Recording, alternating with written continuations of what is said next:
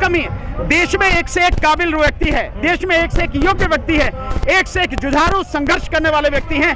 आप लोग भी देखें, नजर उठा के आपको नहीं दिखाई देते हैं? खूब लोग हैं, लेकिन आप भी उन्हीं के प्रचार में आ जाते हैं कि केवल यही है। ना तो योगी, ना ही मोदी और ना ही केजरीवाल, इनमें से कोई भी मुख्यमंत्री बनने के काबिल नहीं है। प्राइम मिनिस्टर की तो बात।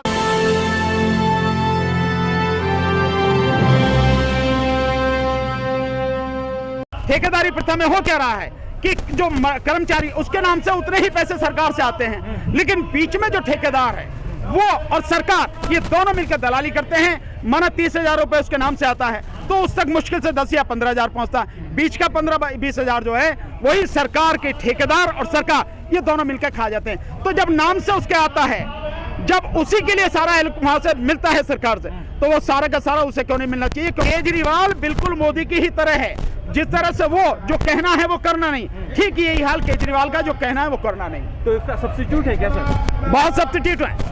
इसके सब्स्टिट्यूट में क्या कमी है? देश में एक से एक काबिल व्यक्ति है, देश में एक से एक योग्य व्यक्ति है, एक से एक जुझारू संघर्ष करने वाले व्यक्ति हैं।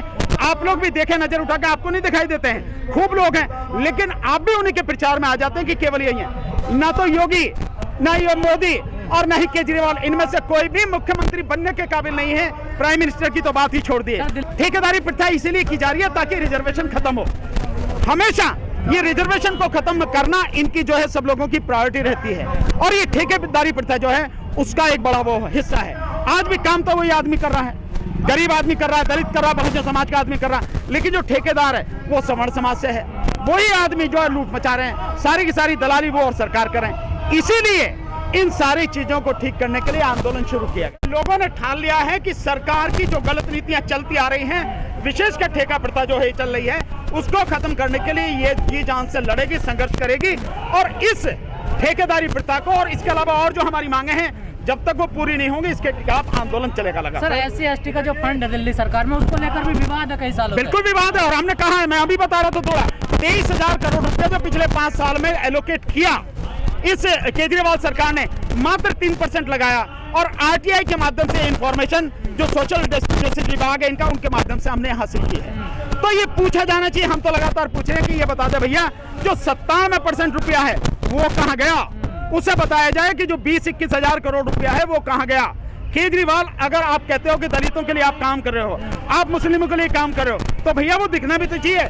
केवल बिजली पानी इसी का हल्ला मचा रहे हो और तो कुछ कहा जा रहा है बिजली पानी फ्री दे रहा है, उसके लिए तो पैसा चाहिए ना, वहाँ से नहीं। तो उसके लिए जो पैसा है, जो शेड्यूल कास्ट का पैसा लिया जाएगा, और अगर शेड्यूल कास्ट का पैसा काटा जा रहा है तो शेड्यूल कास्ट इस बात को बर्दाश्त नहीं करेगा। दलित किसी भी कीमत पर, बहुजन किसी भी कीमत पर इस बात को बर्दाश्त नहीं करेगा कि जो उसके हक का पैसा है वो मार के किसी और मद में दिया जाए, कहीं और इस्तेमाल किया जाए। सर, पूरे देश में तो दिल्ली को एक मॉडल दिखाया जा रहा है, यूपी में, उत्तराखंड में। देखिए, पहले गुजरात मॉडल दिखाया मोदी ने, उसकी हवा निकल गई, सबको मालूम है। अब ये केजरीवाल दिल्ली मॉडल दिखा रहा है। इसी दिल्ली मॉडल की हकीकत जो है हम सबको बता रहे हैं कि जो व्यक्ति कह के आया कि ठेका प्रथा हम हटाएंगे, ये सारी चीजों को खत्म करेंगे, उसने आज तक इनके लिए कोई काम नहीं किया। केजरीवाल की पैदाइश कहां से? केजरीवाल की पैदाइश अन्ना आंदोलन से, और अन्ना आंदोलन RSS द्वारा खड़ा किया गया।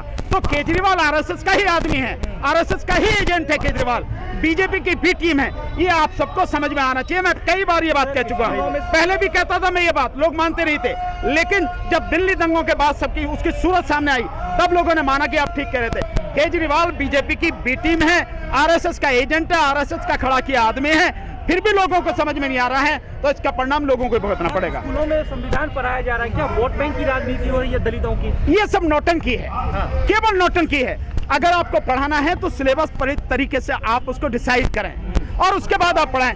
संविधान पढ़ाना बहुत जरूरी है, लेकिन संविधान में क्या क्या चीजें पढ़ानी जरूरी हैं वो समझना जरूरी है। संविधान में आप पढ़ाइए कि जो फंडामेंटल राइट्स हैं वो क्या हैं, जो गवर्नमेंट की ड्यूटी है, सरकारों की जो ड्यूटी है वो क्या है, जो हमारी जुडिशरी है उसका सिस्टम कैसे काम करता है, ये सारी चीजें हमें पढ़ाने की जरूरत। इसके अलावा जो इंडिपेंडेंट बॉडीज हैं, जैसे इलेक्शन कमीशन है, जैसे CAG है, जैसे आपका जो यूनियन पब्लिक सर्विस कमीशन है, ये सारी चीजें वो जो जरूरी है, जो कॉन्स्टिट्यूशन में, और कॉन्स्टिट्यूशन की जो आत्मा है आप उसे पढ़ाए ना, आप उसे नहीं पढ़ा के और कुछ पढ़ाए तो उसका मतलब। जय भीम मिशन चल रहा सर। कौन सा जय भीम मिशन? भाई मुझे पता नहीं कौन सा मिशन चल रहा है, जब सामने आवेगा जब देखेंगे कौन सा मिशन चल रहा।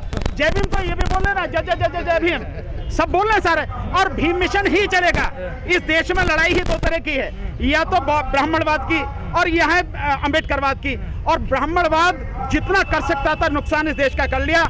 आने वाले समय में अंबेडकरवाद ही चलेगा और अंबेडकरवाद ही देश को बचाएगा। मैं समझता हूँ इस तरह का ड्रामा करने की बजाय संविधान को लागू कर दो। लेकिन सर ये तो बात अच्छी है ना कि पढ़ाया जाएगा संविधान। संविधान को पढ़ाने का सबसे अच्छा तरीका ये है कि संविधान को लागू करके दिखा दो। शब्दों को ना पढ़ाओ, उसको लागू कर दो। जिस दिन लागू कर देंगे अपने आप संविधान की पढ़ाई होगी। उम्मीद ये कि दिल्ली एक अच्छा मॉडल बनाएगी, अच्छे मॉडल को लेंगे। अगर बुरे मॉडल को दूसरे लोग लेने लगे तो उससे क्या फायदा होगा। सबसे अच्छा मॉडल यही होगा, सुप्रीम कोर्ट के फैसले को लागू करवा दे, वो सबसे अच्छा मॉडल है। जो वायदा किया गया था वो पूरा नहीं हुआ है। जो पड़ोस के राज्यों ने किया, जो बाकी राज्यों ने कानून पास किए ठेकेदारी प्रथा को खत्म करते हुए, वो कानून दिल्ली में पास नहीं हुआ। इसलिए सब लोग मांग करने आए हैं कि अपना वादा पूरा करो। ऐसी ही बड़ी खबरों को देखने के लिए जुड़े रहिए हमारे साथ न्यूज़ टाइम भारत।